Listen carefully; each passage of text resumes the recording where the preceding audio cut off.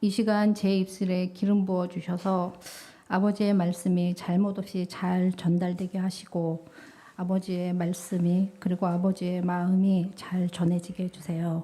예수님의 이름으로 기도드립니다. 아멘. 지금 중학생과 고등학생들은 다음 주부터 기말고사에 진입합니다. 보시면 중학생은 이제 이틀 후부터 기말고사가 시작되고요. 고등학생들은 다음 주부터 기말고사가 시작됩니다. 특히 중3, 고3인 학생들은 상급 학교에 진학하는데 비중이 큰 시험입니다. 그래서 중고등학교가 2달마다 시험이 있는데 그 시험 기간마다 저희 청소년부는 예배 출석률이 달라집니다. 보통 학원들이 내신 준비 기간이 1달에서 1달 반 정도를 잡고 있기 때문에 한 달마다 달라집니다. 아이들도 힘듭니다. 예배를 오려면 학원 수업과 예배 중에 선택하는 게 아니라 보충 수업을 따로 받아야 됩니다. 그래서 오늘 예배에 온 우리 학생들은 이 어려움을 뚫고 온 학생들입니다. 만나면 추천해 주세요. 시험은 공부를 잘하는 학생도 못하는 학생도 긴장하게 합니다. 시험이 내일이면 열심히 준비한 학생은 실수하지 않으려고 긴장하고 공부가 다 안 된 학생은 내일 천재지변이 일어나서 연기되면 좋겠다고 생각합니다. 그런데 이 시험 학교 끝났다고 끝나지 않더라고요. 운전면허 시험까지 보지 않습니까? 그리고 우리 사는 내내 시험은 계속 있습니다.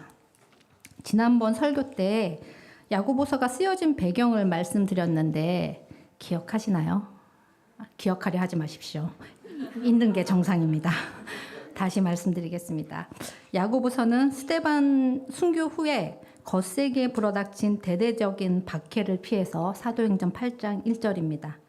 로마 제국 각 지역으로 흩어진 그리스도인들에게 여러 가지 시련들이 닥칠 때, 그리고 성숙하지 못해서 갈등들이 생길 때 이것들을 극복하는 참된 믿음이란 이런 거야 라고 실제적이고 직설적으로 알려주는 교훈서입니다. 그래서 야고보서를 신약의 잠언이라고 합니다. 야고보서를 기록한 목적은 이렇습니다. 그 당시 그 초대 그리스도인들이 그 대대적인 유대인들의 박해를 피해서 로마까지 갔죠. 그런데 그런 상황에 타 종교 이방인들까지 박해를 하니 연약한 성도들 중에 믿음을 저버리는 일들이 생겼습니다. 게다가 바울이 전파한 이신칭의 뭐죠? 믿음으로 구원을 받는다. 이 이신칭의 복음을 오해하는 사람들이 생겨났습니다. 믿으면 구원받았다고 하는 것을 믿기만 하면 구원받는구나 라고요. 비슷한 것 같지만 뉘앙스가 다릅니다. 믿기만 하면 구원받는다고? 그럼 아무렇게나 살아도 되는 거잖아 하는 도덕 폐기론자들이 일어나기 시작했습니다. 저희가 하나님 살아 계신 것을 믿으면 되지 교회 나갈 필요 있나? 꼭 믿는다고 티내야 되나? 믿음만 있으면 되지 행함이 필요해? 행함은 있어도 되고 없어도 그만이라는 생각이 스물스물 올라오는 우리와 비슷합니다. 구원은 받았고 열심과 착한 행위는 첨가물이라고 어정쩡하게 자신을 위로합니다. 이런 이유로 그 종교개혁자 루터도 야고보서를 쥐푸라기 서신이라고 하면서 정경에서 지금 성경이죠. 66권에서 빼야 한다고 야고보서를 터부시했습니다. 그래서 그동안 신약 27권 중에 잘 다뤄지지 않은 서신이기도 합니다. 하지만 바울의 이신칭의와 야고보 사도의 행함 있는 믿음이 살아있는 믿음, 이것은 같은 복음을 이야기합니다. 야고보서는 믿음에 대한 오해를 보완해 줍니다. 그렇기 때문에 야고보는 행위를 강조한 게 아니라 진짜 믿음이 뭐야를 설명하기 위해서 그 믿음이 진짜라면 거기에는 반드시 행위라는 열매가 수반될 수밖에 없어를 말하고 있는 것입니다. 그런데 바울과 야고보가 똑같은 복음을 설명하는데 다른 색깔의 옷을 입은 것처럼 보이잖아요. 그게 바울은 그 당시 예수님을 믿는 것만으로는 불충분해. 율법, 특히 할례죠. 할례를 함께 율법을 지켜야만 구원을 받아라고 하는 유대주의자들을 상대하기 위해서 이신칭의를 강조할 수밖에 없었죠. 그에 반해서 야고보는 예수님을 믿음으로 구원을 받은 우리가 정말 믿는다면 어떻게 살아야 하는가에 대한 믿는 자의 삶을 강조하고 있습니다. 그러니까 따라서 야고보 사도는 바울이 강조한 이신칭의의 복음을 오해하는 사람들에게 참된 믿음, 내가 그리스도인으로서 성숙한 삶을 살려면 어떻게 살아야 하는가를 알려주기 위해서 쓴 책이 야고보서입니다. 자, 야고보서에 대한 오해가 풀리셨으면 이제 야고보서로 들어가 보겠습니다. 그렇다면 참된 믿음과 성숙한 그리스도인의 삶을 사는 게 무엇인지 말해보는 이 첫 장, 야고보서 첫 장은 무엇으로 시작할까요? 1절에 문안 인사를 하고 2절에 바로 너희가 여러 가지 시험을 만나거든 시험에 대해서 이야기하고 있습니다. 원래 그 편지를 쓰는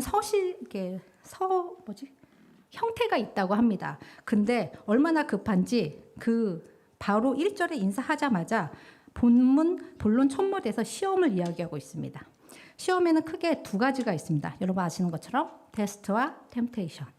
오늘 본문에서 쓰인 시험은 앞쪽에 테스트, 트라이얼이고요. 1장 13절 이후부터가 유혹, 템테이션의 의미입니다. 시험을 당하면 가장 먼저 드는 생각이 뭘까요? 왜 하필 나야? 왜 나한테만?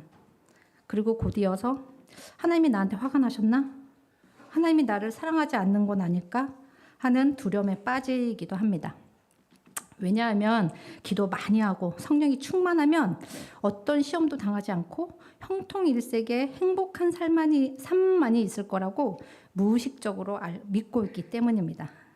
우리 교회 성도님들은 다른 사람들의 어려움을 보면서 뭔가 죄가 있을 거야 라고 판단하지 않으십니다. 그런데 유독 나한테 생기는 어려움에는 야박합니다. 내가 뭘 잘못했나? 라고 스스로를 자책합니다. 그러나 야고보 사도가 시험은 그런 게 아니야 라고 말합니다. 자세히 살펴보도록 하겠습니다. 여러 가지 시험을 만나거든 2절에 그 말씀을 주목해 보십시오. 찾아온다면 이라고 하지 않고 만나거든, 당하거든 이라고 되어 있습니다. 예수님도 세상에서는 너희가 환난을 당하나 라고 말씀하셨고 베드로도 사랑하는 자들아 너희를 연단하려고 오는 불시험을 이상한 일을 당하는 것 같이 이상히 여기지 말고 라고 했습니다. 누구나 시험을 만나게 된다는 겁니다. 즉 누구도 예외 없다. 시험은 인생의 한 부분일 뿐이다. 그러니 너희 삶에 어떤 고난이 찾아와도 절대로 놀라지 말아라. 시련은 우리 삶의 자연적인 것이라고 말씀합니다. 또 그 앞절에 여러 가지라는 말을 주목해야 합니다. 성경 원문에 따르면 다양한 색깔로 칠해진이라는 뜻입니다. 다양한 색깔로 칠해진 그림처럼 우리 삶에 찾아오는 시험은 다양한 형태로 찾아옵니다. 살다 보면 어떤 때는 세상에 어떻게 이란 말이 절로 나올 때도 있습니다. 더군다나 시험은 예측 없이 찾아옵니다. 사소하게는 약속이 늦었을 때는 꼭 길을 가로막는 사고가 발생하고 주일 예배를 드리려고 출발하는 순간에는 꼭 오늘 예배할 기분을 망치는 일, 원망, 불평할 일이 생깁니다. 시험은 준비할 틈 없이 방심한 틈을 타서 찾아옵니다. 그런데 하나님은 왜 이렇게나 다양한 모습으로 예측할 새도 없이 우리에게 시험을 만나도록 허락하실까요? 옛날에 어떤 신앙인이 있는 노예가 백인 가정의 하인으로 있었습니다.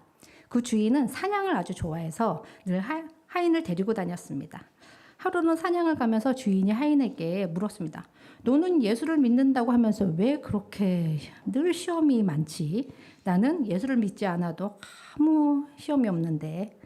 하인이 대답하기를 주인이시여 노하지 말고 대답해 주십시오. 오늘 지금 저기에 있는 꿩을 쏘아서 한 마리는 즉사하고 한 마리는 한쪽 다리가 맞아서 살겠다고 절름발이가 되어 달아나면 주인께서는 어느 쪽을 먼저 잡으시겠습니까?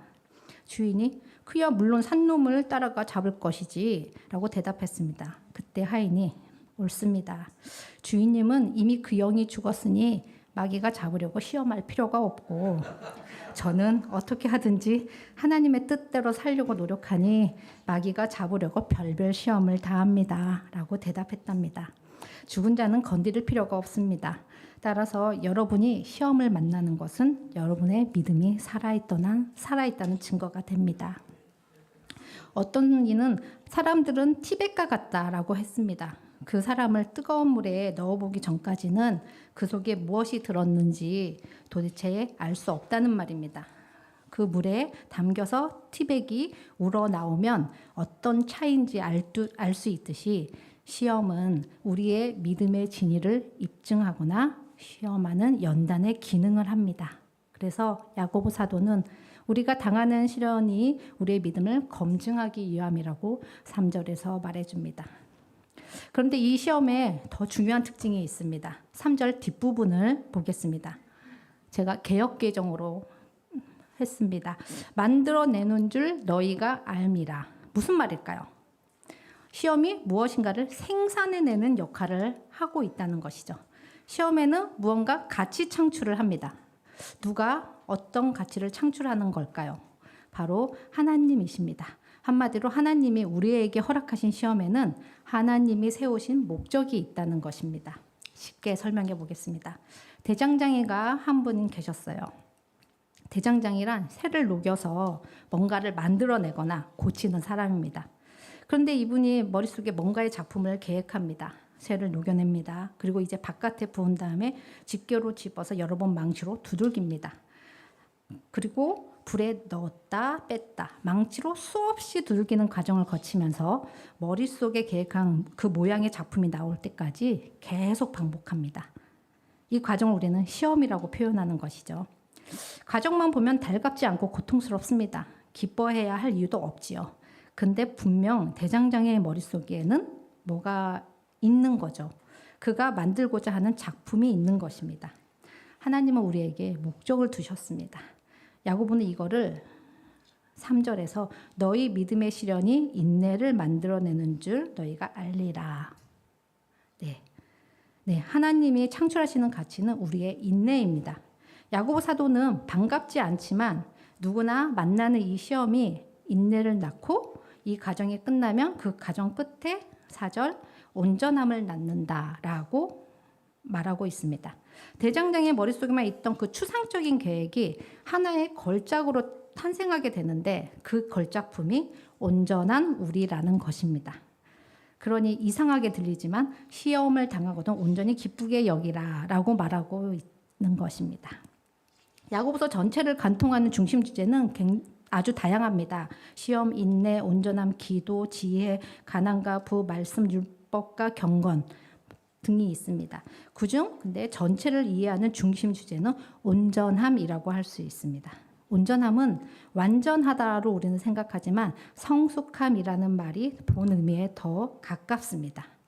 그리스도인으로서 성숙한 삶을 살려면 어떻게 살아야 하는가를 말하는 이 야고보서에서 강조하고 있는 것이 온전함이죠.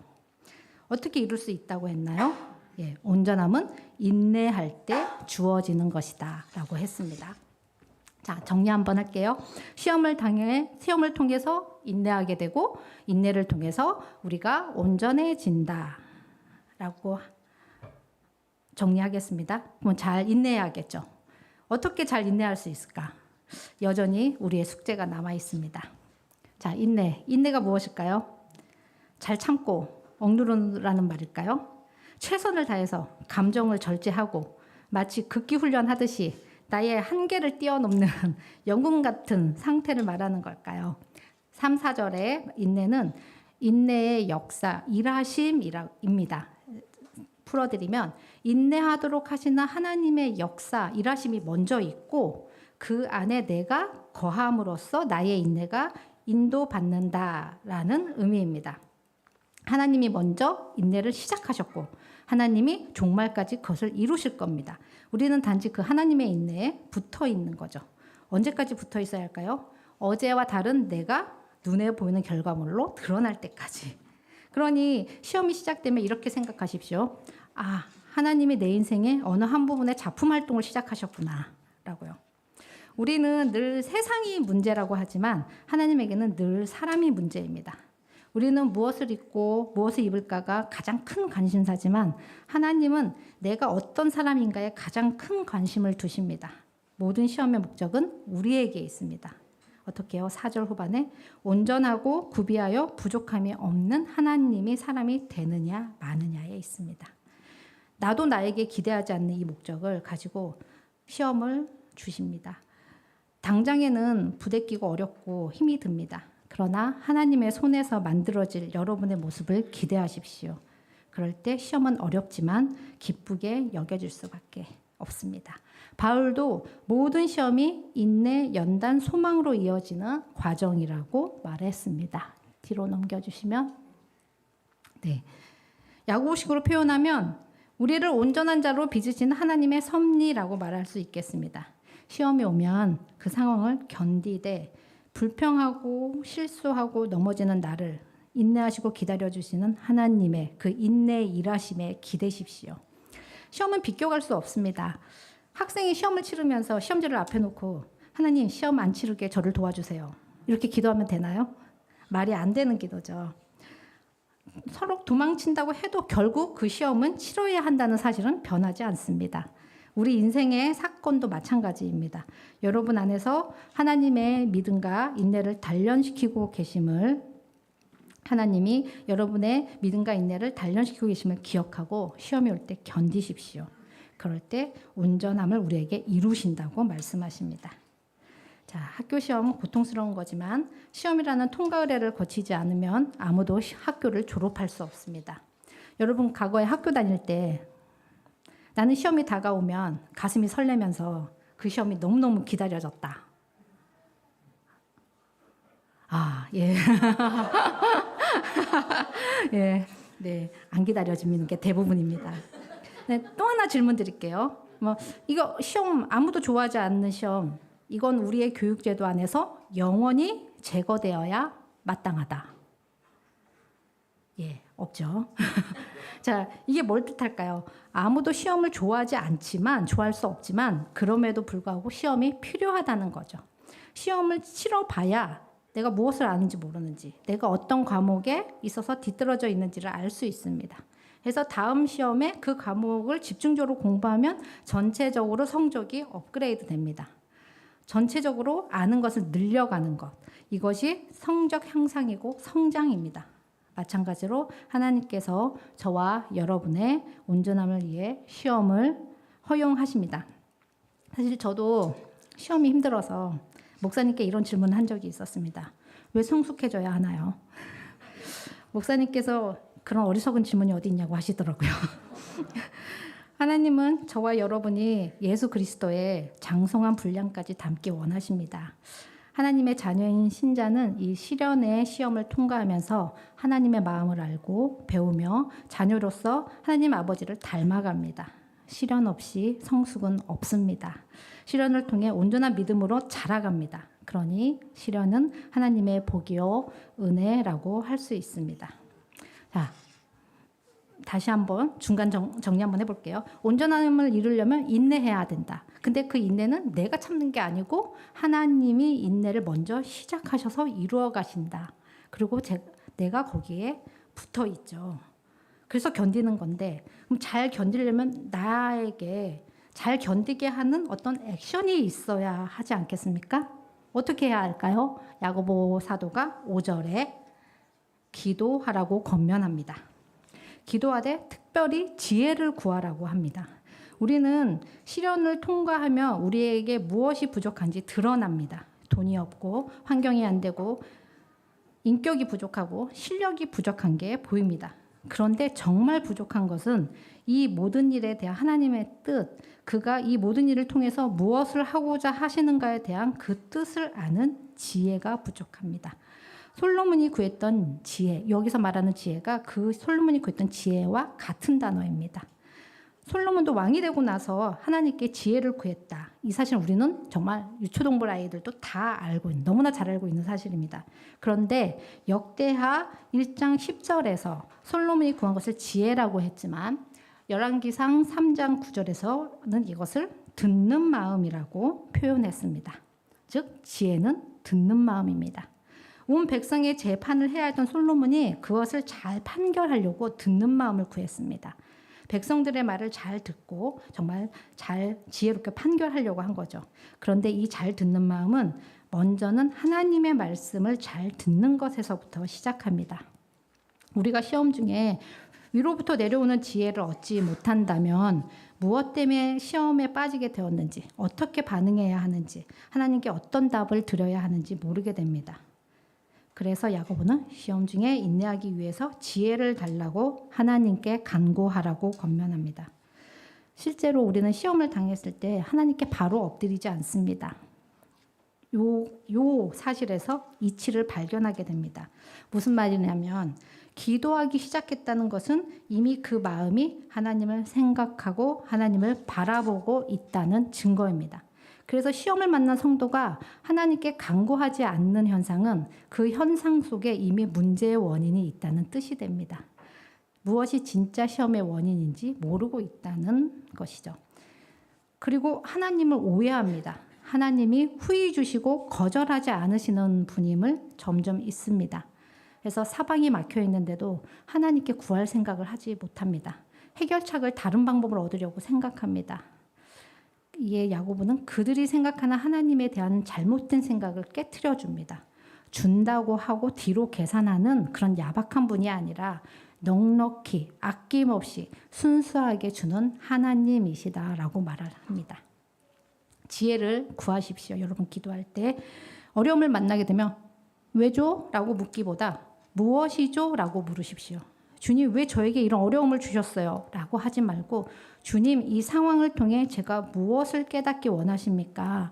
주님 저에게 무엇을 가르쳐 주시기 원하십니까? 라고 물어야 합니다. 왜냐하면 하나님께서 저와 여러분의 인내와 믿음과 그리고 저희의 성품을 만지고 계시다는 것을 알기 때문입니다. 기독교 구전에 야고보 사도는 별명이 낙타무릎이었다고 합니다.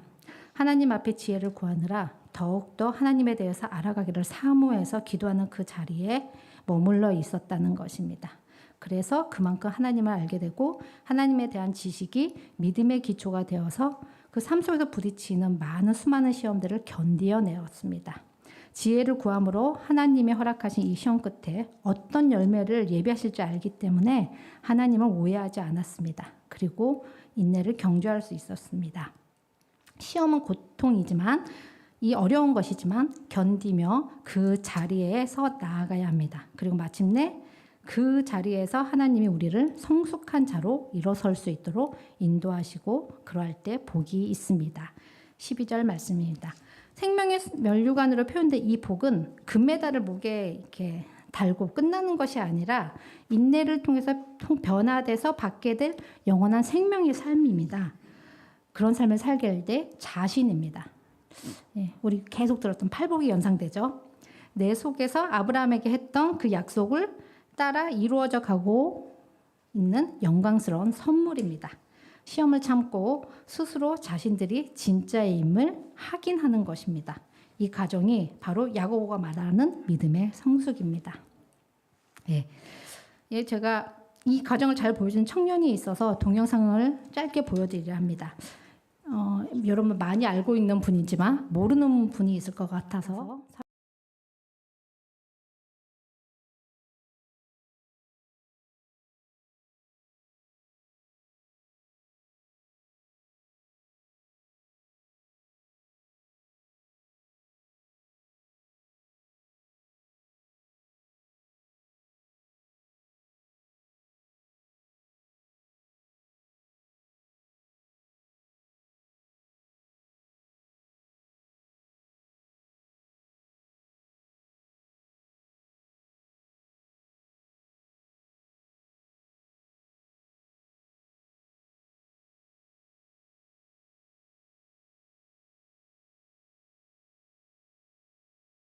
저를 포함해서 대부분의 사람들은 나한테 고난이 생겼을 때 이 고난이 왜 나한테 일어난 것일까에 대한 의문을 가지고 그 고난을 시작하는 것 같아요. 저는 이 전신마비된 제 상황이요, 사고가 아니라 사건이라고 생각을 해요. 저는 이 사건을 통해서 나의 이런 연약함을 통해서 하나님이 하시는 일을 드러낼 수 있는 통로가 됐다는 게 너무 감사한 것 같아요. 지금 정말 우리 삶 속에서 많은 고난을 겪고 있는 분들이 그 고난을 보이는 그 고난의 모습만 보지 말고 그 이면에 있는 위대한 힘을 바라보시면 너무 좋을 것 같아요. 저를 포함해서 대부분의 사람들은 나한테 고난이 생겼을 때 이 고난이 왜 나한테 일어난 것일까에 대한 의문을 가지고 그 고난을 시작하는 것 같아요.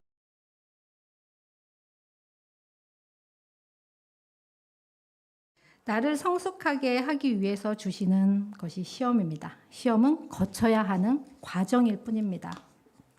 우리가 성장하도록 시험은 계속될 겁니다. 나는 생각지도 못했는데 하나님이 나를 온전하게 하시고 교제하자고 하십니다. 그러니 시험을 은혜로 기쁘게 여기고 잘 견디십시오. 기도로 위에서 주시는 지혜를 구하십시오. 왜 나야? 라고 묻지 마시고 무엇을 가르쳐 주시려고 이렇게 하십니까? 라고 물으십시오. 네, 설교 마쳤습니다. 네, 마치면서 혹시 여러분들 중에 어려운 가운데 계신 분이 있다면 이 말을 전해드리고 싶습니다. 읽겠습니다. 실제로 시험이 주는 고통의 한복판에 선 사람에게는 들리지 않을 것입니다. 반복되는 시련에 마음이 상해서 사방이 다 막혔는데 선뜻 나오지 못합니다. 하나님이 원망스러운데 감히 대놓고 원망도 못하고 어떤 신자들은 점점 위선적으로 변해갑니다. 시편 지자처럼 탄식하지 못하고 조용히 하나님과 멀어지기를 선택합니다. 내가 하나님을 받으려는 것이기 때문에 차가워질 대로 차가워지는 거죠. 또 어떤 신자들은 대놓고 비난합니다. 나를 이렇게 대하는 분이 하나님이면 안 믿는 게 낫겠다면서 원망이 미움이 되어갑니다. 절망의 나락으로 떨어집니다. 그러나 시험의 한복판에 있을 때 반드시 기억해야 할 것이 있습니다. 하나님은 당신을 버리지 않으셨습니다. 결코 버리지 않으셨습니다. 그런 일은 없습니다. 왜 나를 버리셨나이까? 라고 시편 22편 1절에서처럼 다윗이 부르짖고 싶을 때, 여러분이 부르짖고 싶을 때 주님도 그렇게 부르짖으셨다는 것을 떠올리십시오. 엘리 엘리 라마 사막다니, 그 부디 그 십자가를 바라보십시오. 거기에 하나님의 지혜이신 그리스도께서 달려 계십니다. 거기에 당신이 나의 고통과 상관없다고 생각하시는 그분께서 매달려 계십니다. 거기에 당신이 당신의 고통의 원인으로 오해하는 그분께서 당신과 함께 고통을 당하고 계십니다. 이미 오래전부터 당신이 이 시험의 가시덩굴 속에 뒹굴며 이리 쓸리고 저리 찔려 피나고 괴롭기 훨씬 전부터 당신의 고통에 그분이 참여하셨습니다. 당신은 혼자 있지 않습니다. 예수님은 당신의 고통을 속속들이 하십니다. 함께 계십니다. 그리고 그분이 당신을 건져내실 것입니다. 죽음에서 다시 일어나셨듯이 당신도 그분과 함께 그 자리에서 일어날 것입니다. 그분을 붙잡으십시오. 오직 그분만이 당신을 버리지 않으십니다. 그분을 바라보고 손을 붙잡으십시오. 예, 전하고 싶었습니다. 자, 우리 하나님이 시작한 인내 역사 위에 우리의 인내로 시험을 잘 통과해서 예수님을 닮아가는 나, 성숙한 나를 복으로 받기를 주의 이름으로 축복합니다. 예, 기도하시겠습니다. 하나님, 오늘 말씀을 통해 시련의 참된 의미를 깨닫게 해주셔서 감사합니다. 하나님, 계속되는 시험에 힘겨울 때가 있습니다. 그래서 나와 함께 하신다는 것이 안 느껴지기도 합니다.